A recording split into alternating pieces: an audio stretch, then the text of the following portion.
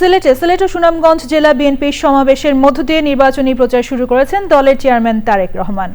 কিছু মহল ষড়যন্ত্র করছে উল্লেখ করে তিনি দেশবাসীকে সতর্ক থাকার আহ্বান জানিয়েছেন। নির্বাচনী প্রচারের প্রথম দিন এরপর তিনি মৌলভীবাজার, হবিগঞ্জ, ব্রাহ্মণবাড়িয়া ও কিশোরগঞ্জ সহ 5 জেলায় সমাবেশ করবেন। এ নিয়ে জানতে রাহুল রায়ের কাছে যাচ্ছি, তিনি মৌলভীবাজারের পথে রয়েছেন। রাহুল, তারেক রহমানের পরবর্তী কর্মসূচি নিয়ে আমাদের বিস্তারিত জানাবেন।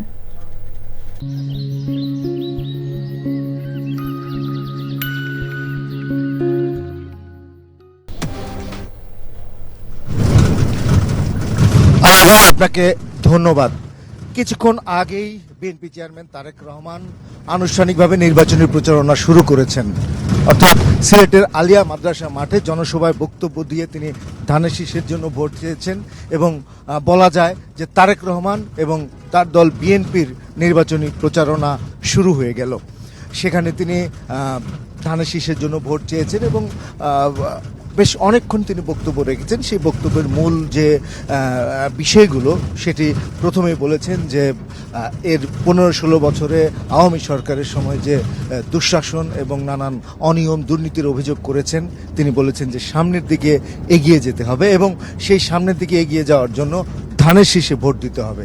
তিনি তার যে রাষ্ট্র গঠনের বিভিন্ন পরিকল্পনা, ফ্যামিলি কার্ড দেবেন, ফার্মার্স কার্ড, সেগুলো তুলে ধরেছেন এবং তিনি সেগুলো বাস্তবায়নের জন্য ধানের শীষে ভোট চেয়েছেন এবং যদি তিনি মানুষের ভোটে নির্বাচিত হন সেই পরিকল্পনাগুলো বাস্তবায়নের জন্য তিনি সবার কাছে সহযোগিতা চেয়েছেন।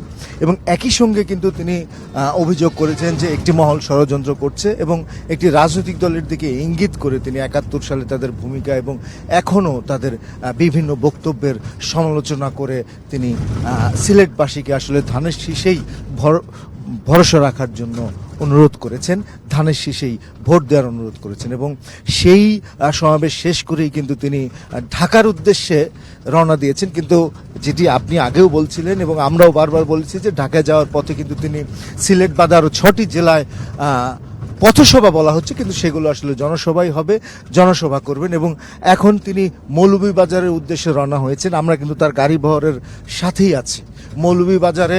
সেখানে যিনি বিএনপির প্রার্থী সহ বিএনপি নেতাকর্মীরা সেখানে অপেক্ষা করছেন এবং সেখানে সাধারণ মানুষও আছেন।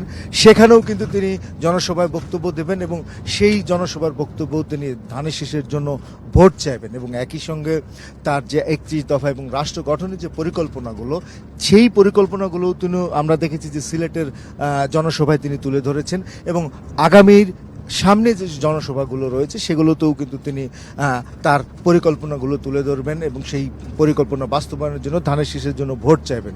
মৌলভীবাজার পরে হবিগঞ্জ, ব্রাহ্মণবাড়িয়া, কিশোরগঞ্জের ভৈরব, নারায়ণগঞ্জ, নরসিংদী, এই আরও 5টি জেলায় তিনি সমাবেশ করবেন। আলাভি। রাহুল রায়, ধন্যবাদ আপনাকে।